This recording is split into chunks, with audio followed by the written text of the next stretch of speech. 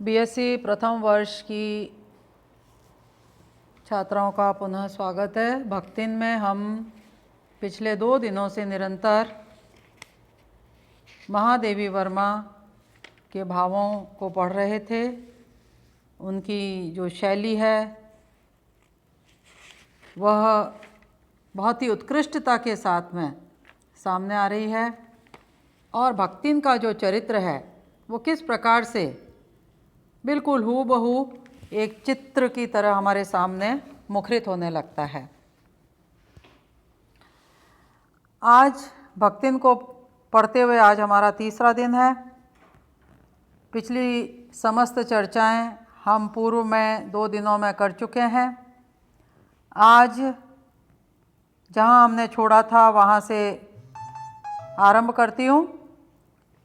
दिन भर के कार्यभार से छुट्टी पाकर जब मैं कोई लेख समाप्त करने या भाव को छंदबद्ध करने बैठती हूँ तब छात्रावास की रोशनी बुझ चुकी होती है। मेरी हिरनी सोना तख्त के पैताने फर्श पर बैठकर पागुर करना बंद कर देती है। कुत्ता बसंत छोटी मचिया पर पंजों में मुख रखकर आंखें मूंद लेता है और बिल्ली गोधूली मेरे तकिए पर सिकुड़कर सो रहती है। पशु पक्षियों से कितना स्नेह लेखिका का रहा है इन कुछ पंक्तियों में हमारे सामने आता है। आगे लेखिका लिखती हैं, पर मुझे रात की निस्तब्धता में अकेली न छोड़ने के विचार से कोने में दरी के आसन पर बैठकर बिजली की चकाचौंध से आंखें मिचमिचाती हुई भक्तिन प्रशांत भाव से जागरण करती है। वह ऊँघती भी नहीं, क्योंकि मेरे सिर उठाते ही उसकी धुंधली दृष्टि मेरी आँखों का अनुसरण करने लगती है।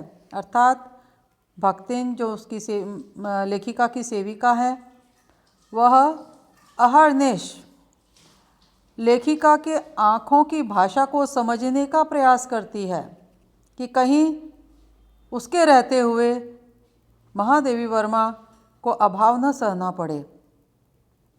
यदि मैं सिरहाने रखे रैक की ओर देखती हूँ तो वह उठकर आवश्यक पुस्तक का रंग पूछती है। यदि मैं कलम रख देती हूँ तो वह स्याही उठा लाती है और यदि मैं कागज़ एक और सरका देती हूँ तो वह दूसरी फाइल टटोलती है। बहुत रात गए सोने पर भी मैं जल्द ही उठती हूँ और भक्तिन को तो मुझसे भी पहले जागना पड़ता है। सोना उछल कूद के लिए बाहर जाने को आकुल रहती है। वसंत नित्य कर्म के लिए दरवाज़ा खुलवाना चाहता है और गोधूली चिड़ियों की चहचहाट में शिकार का आमंत्रण सुन लेती है। मेरे भ्रमण की भी एकांत साथिन भक्तिन ही रही है। बद्री केदार आदि के ऊंचे नीचे और तंग पहाड़ी रास्ते में जैसे वह हट करके मेरे आगे चलती रही है, वैसे ही गांव की धूल भरी पगडंडी पर मेरे पीछे रहना नहीं भूलती। किसी भी समय कहीं भी जाने के लिए प्रस्तुत होते ही मैं भक्तिन को छाया के समान साथ पाती हूँ। युद्ध को देश की सीमा में बढ़ते देख जब लोग आतंकित हो उठे तब भक्तिन के बेटी दामाद उसके नाती को लेकर बुलाने आ पहुँचे, पर बहुत समझाने बुझाने पर भी वह उनके साथ नहीं जा सकी। सबको वह देख आती है, रुपया भेज देती है, पर उनके साथ रहने के लिए मेरा साथ छोड़ना आवश्यक है, जो संभवतः भक्तिन को जीवन के अंत तक स्वीकार न होगा। जब गत वर्ष युद्ध के भूत ने वीरता के स्थान में पलायन वृत्ति जगा दी थी तब भक्तिन पहली ही बार सेवक की विनीत मुद्रा के साथ मुझसे गांव चलने का अनुरोध करने आई। वह लकड़ी रखने के मचान पर अपनी नई धोती बिछाकर मेरे कपड़े रख देगी, दीवार में कीलें गाड़कर और उन पर तख्ते रखकर मेरी किताबें सजा देगी, धान के पुआल का गोंदरा बनवाकर और उस पर अपना कंबल बिछाकर वह मेरे सोने का प्रबंध करेगी, मेरे रंग स्याही आदि को नई हंडियों में संजोकर रख देगी और कागज पत्रों को छींके में यथाविधि एकत्रित करके रख देगी। ये सारी बातें भक्तिन ने लेखिका को आग्रहपूर्वक कही हैं कि उनकी व्यवस्था में कहीं कोई त्रुटि नहीं आने पाएगी। आगे लिखती हैं, मेरे पास वहाँ जाकर रहने के लिए रुपया नहीं है। जब महादेवी वर्मा जी ने कहा कि मैं तुम्हारे साथ चलूं, लेकिन मेरे पास वहाँ जाने के लिए रुपए नहीं हैं। यह मैंने भक्तिन के प्रस्ताव को अवकाश न देने के लिए कहा था, पर उसके परिणाम ने मुझे विस्मित कर दिया। भक्तिन ने परम रहस्य का उद्घाटन करने की मुद्रा बनाकर और अपना पोपला मुंह मेरे कान के पास लाकर हौले हौले बताया कि उसके पास 5 बीसी और 5 रुपया गड़ा रखा है, उसी से वह सब प्रबंध कर लेगी। फिर लड़ाई तो कुछ अमरौती खाकर नहीं आई, अर्थात लड़ाई कोई अमर थोड़ी है, हमेशा थोड़ी बनी रहेगी।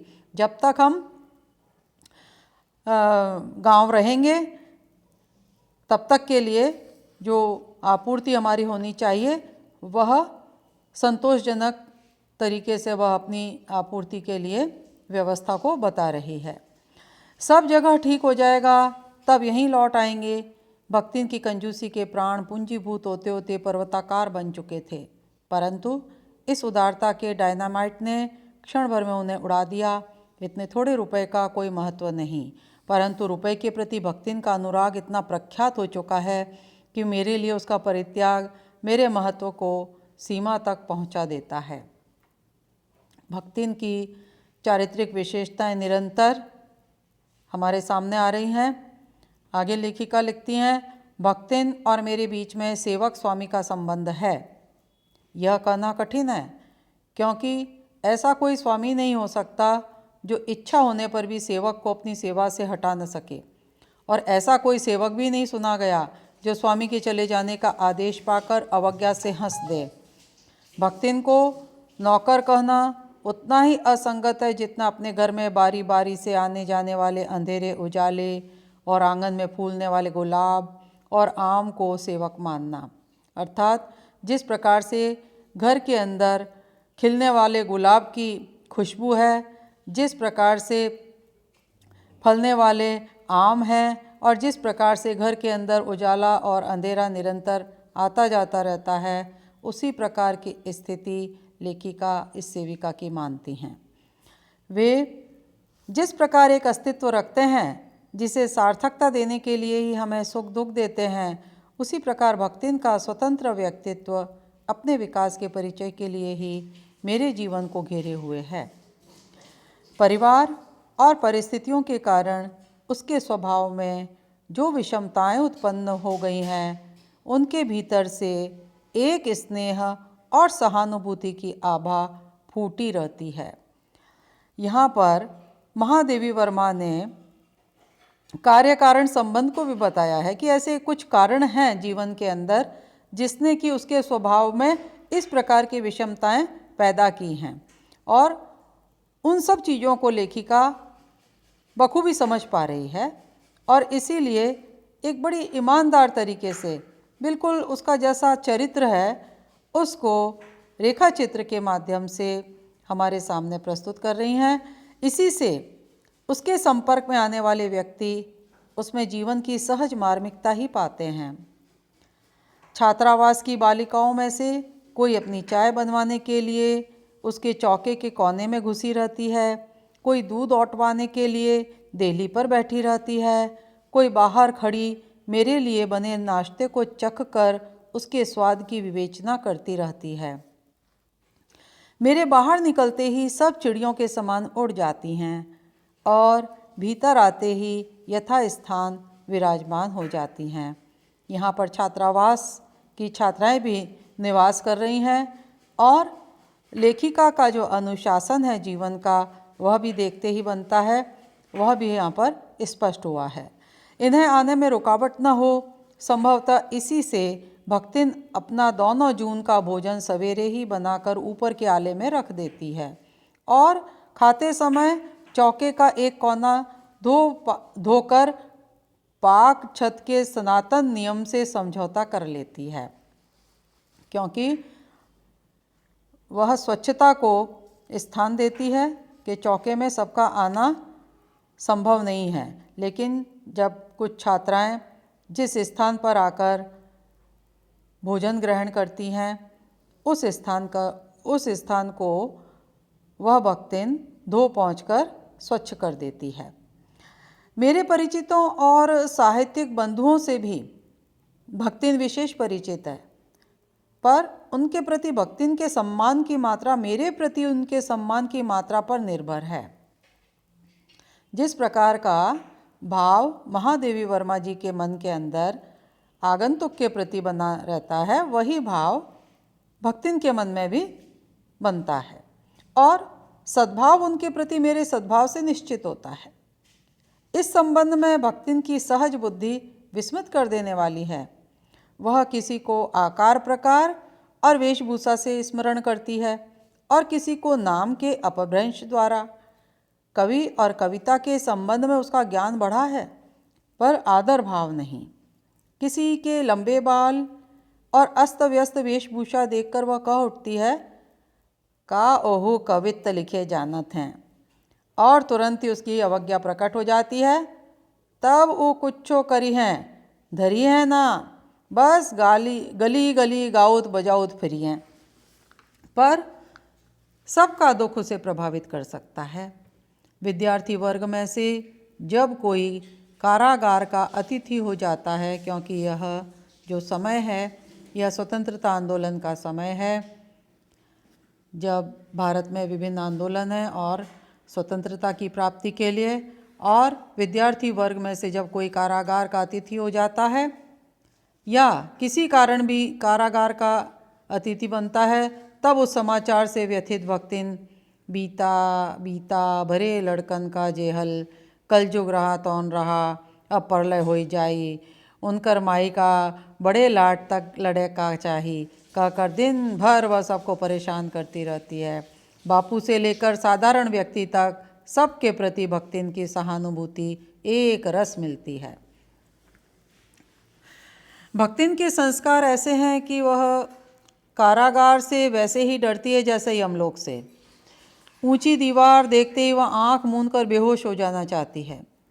उसकी यह कमजोरी इतनी अधिक प्रसिद्धि पा चुकी है कि लोग मेरे जेल जाने की संभावना बता कर उसे चिढ़ाते रहते हैं। वह डरती नहीं, यह कहना असत्य होगा, पर डर से भी अधिक महत्व मेरे साथ का ठहरता है। चुपचाप मुझसे पूछने लगती है कि वह अपनी क्या धोती साबुन के से साफ कर ले, जिससे मुझे वहाँ उसके लिए लज्जित न होना पड़े। क्या क्या सामान बांध ले, जिससे मुझे वहाँ किसी प्रकार की असुविधा न हो। ऐसी यात्रा में किसी को किसी के साथ जाने का अधिकार नहीं, यह आश्वासन भक्तिन के लिए कोई मूल्य नहीं रखता। वह मेरे न जाने की कल्पना से इतनी प्रसन्न नहीं होती जितनी अपने साथ न जा सकने की संभावना से अपमानित। भला ऐसा अंधेरा हो सकता है जहाँ मालकिन वहाँ नौकर? मालिक को ले जाकर बंद कर देने में इतना अन्याय नहीं, पर नौकर को अकेले मुक्त छोड़ देने में पहाड़ के बराबर अन्याय है। ऐसा अन्याय होने पर भक्तिन को बड़े लाट तक लड़ना पड़ेगा। किसी की माई यदि बड़े लाट तक नहीं लड़ी तो नहीं लड़ी, पर भक्तिन का तो बिना लड़े काम ही नहीं चल सकता। ऐसे विषम प्रतिद्वंद्वियों की स्थिति कल्पना में भी दुर्लभ है। मैं प्रायः सोचती हूँ कि जब ऐसा बुलावा आ पहुँचेगा जिसमें न धोती साफ करने का अवकाश रहेगा, न सामान बांधने का, न भक्तिन को रुकने का अधिकार होगा, न मुझे रोकने का, तब चिरविदा के अंतिम क्षणों में यह देहातिन वृद्धा क्या करेगी और मैं क्या करूँगी। यहाँ पर अंत में लेखिका एक दूसरे को अलविदा करने के लिए जब देह त्याग होगा, या तो भक्तिन का होगा या लेखिका का होगा, उस क्षण को स्मरण में लाते हुए चिरविदा के अंतिम क्षणों की बात कहते हुए लेखिका कहती हैं कि यह देहातिन वृद्धा क्या करेगी और मैं क्या करूँगी, प्रश्न चिन्ह लगता है। और अंत में कहती हैं भक्तिन की कहानी अधूरी है, पर उसे खोकर मैं इसे पूरी नहीं करना चाहती। लेखिका ने जो कहानी रेखा चित्र के माध्यम से लिखी है, संस्मरण के माध्यम से लिखी है, उस कहानी में भक्तिन की चारित्रिक दृढ़ता और सेविका, एक जिसको कहना चाहिए मार्मिक सेविका है, सहृदयी है, और भी बहुत सारे गुण इसके अंदर हैं। कहीं कहीं चारित्रिक दृढ़ता में जहाँ अर्थ पक्ष आ जाता है, वहाँ कुछ दृढ़ता में कमी भी सामने आती है, लेकिन अपने स्वामी के प्रति पूर्ण भक्ति, पूर्ण निष्ठा, पूर्ण ईमानदारी निरंतर उसके साथ देखी जा सकती है। यहाँ पर लेखिका ने इस कहानी को समाप्त किया है कि मैं यदि इस कहानी को कभी बाद में लिखना चाहूँ तब मैं शायद न लिख पाऊँ, क्योंकि जो भक्तिन, जो सेविका है, उसको खोकर शायद मैं उसे पूरा ही न कर पाऊँगी। इसलिए लेखिका ने कहा भक्तिन की कहानी अधूरी है, पर उसे खोकर मैं इसे पूरी नहीं करना चाहती। इस कहानी में हमने भक्तिन के चरित्र का उठाव तो देखा ही है, लेखिका की जो चित्रात्मक शैली है उससे भी हम परिचित हुए। अब हम इस पाठ से संबंधित, इस लेख से संबंधित, इस कहानी से संबंधित जो भी प्रश्न बन रहे हैं वह आपके परीक्षा उपयोगी प्रश्नों की कोटि में रखते हुए मैं आपके सामने, आपके समक्ष वो समस्त प्रश्नों की जो कड़ी है उसे रखना चाहूँगी, जिससे परीक्षा के लिए आपको आसानी रहे। भक्तिन की लेखिका कौन है? महादेवी वर्मा। भक्तिन कौन है? सेविका। भक्तिन का मूल नाम क्या है? लक्ष्मी। भक्तिन को लेखिका से मिले कितना समय हो चुका था? 1 युग। भक्तिन किसी अंजना की पुत्री न होकर किसकी पुत्री थी? गोपालिका की। भक्तिन का जन्म स्थान क्या है? झूसी। भक्तिन का विवाह किस गांव में हुआ? हंडिया ग्राम। भक्तिन नाम किसने दिया? महादेवी वर्मा ने। भक्तिन का विवाह किस आयु में हुआ? 5 वर्ष की। भक्तिन का गौना किस आयु में हुआ? 9 वर्ष की। महादेवी ने कितने परिच्छेद में यह रेखा चित्र लिखा है? 4। भक्तिन के कितने संतान थीं? 2 पुत्रियां। भक्तिन की कितनी जिठानियां थीं? 2। भक्तिन की चारित्रिक विशेषता क्या थी? दृढ़ता और कठोर परिश्रमी।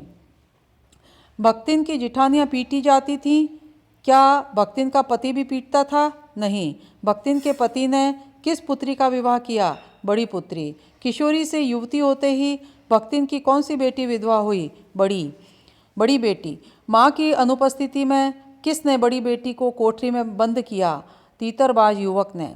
गांव के पंचों ने क्या निर्णय दिया? बड़ी बेटी और तीतरबाज युवक अब पति पत्नी ही रहेंगे। किस कारण भक्तिन लगान नहीं चुका पाई? पारिवारिक द्वेष के कारण। भक्तिन को लगान नहीं चुकाने पर जमींदार द्वारा क्या सजा दी गई? सबके सामने दिन भर धूप में खड़ा रखा गया। भक्तिन को कौन सा कार्य अपमानजनित लगा? जमींदार द्वारा धूप में खड़ा रखना। भक्तिन के ने चौथे परिच्छेद का आरंभ, भक्तिन जो चैप्टर है उसके चौथे परिच्छेद का आरंभ कहाँ से होता है? महादेवी वर्मा के यहाँ सेविका के रूप में आगमन से। महादेवी वर्मा पाक कला में निष्णात थी? हाँ। सूर्य और पीपल का 2 लोटे जल से किसने अभिनंदन किया? भक्तिन ने। भोजन के प्रति नितांत वीतराग कौन है? महादेवी वर्मा। भक्तिन ने महादेवी वर्मा को प्रथम बार खाने में क्या परोसा? 1 अंगुल मोटी रोटी व गाढ़ी दाल। भक्तिन द्वारा रोटी अच्छी सेकने के प्रयास में कैसी हो गई थी? खरी हो गई थी। दूध घी महादेवी वर्मा को बहुत पसंद था? नहीं।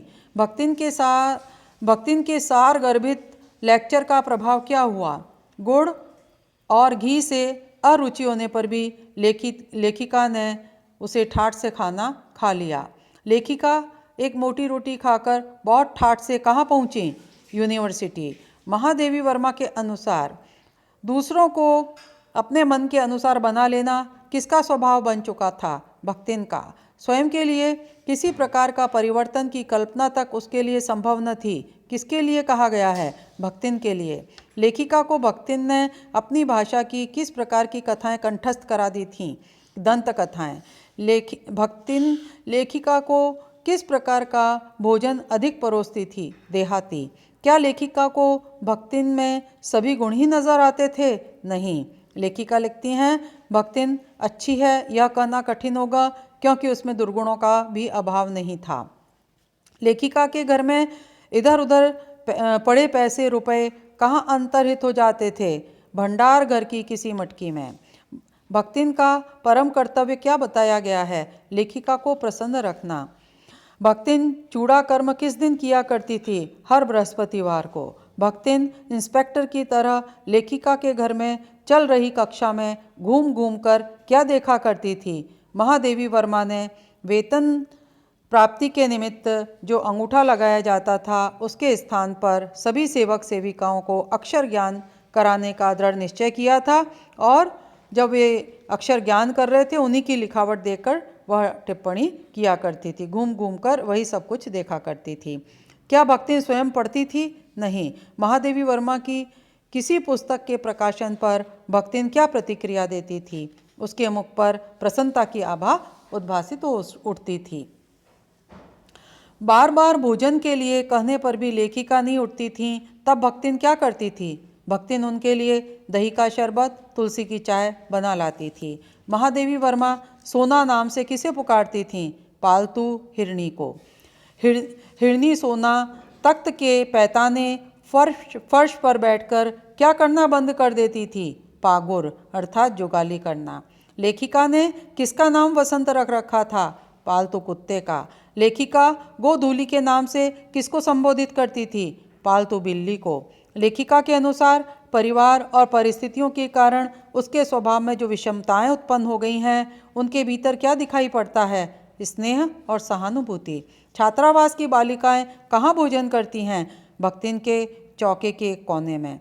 बापू से लेकर साधारण व्यक्ति तक सबके प्रति भक्तिन की सहानुभूति कैसी रहती है? एक रस। भक्तिन की कहानी अधूरी क्यों है? क्योंकि उसे खोकर लेखिका महादेवी वर्मा कहानी पूरा नहीं करना चाहती। आज यह कहानी समाप्त होती है। महादेवी वर्मा की कहानी हम पिछले 3 भागों में निरंतर हमने पढ़ी 3 दिन तक।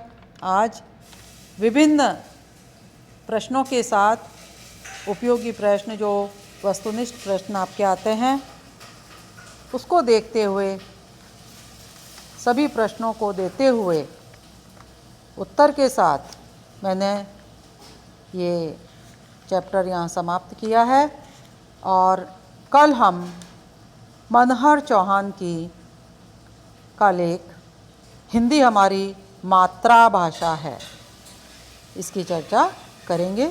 बहुत बहुत धन्यवाद।